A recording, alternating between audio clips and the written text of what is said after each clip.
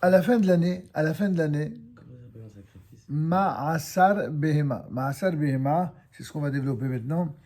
C'est à la fin de l'année où l'on va consacrer ce qu'on appelle la dîme du bétail.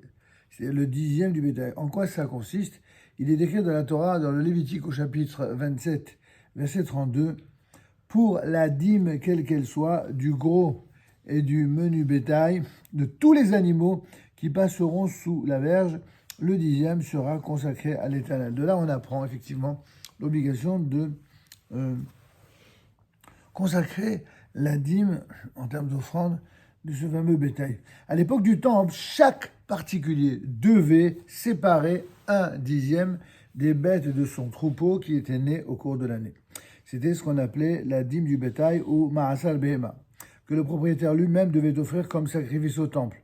Le sang était aspergé sur l'autel, les graisses étaient brûlées sur le brasier de l'autel, sa chair devait être consommée par le propriétaire et sa famille dans l'enceinte de la ville comme les sacrifices rémunérateurs.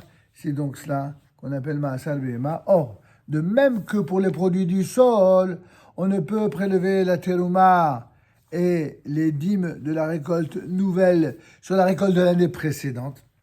Il peut y avoir une accumulation. Il est interdit de prélever la dîme du bétail qui est né au cours de l'année avec des bêtes qui sont nées après le commencement de la nouvelle année.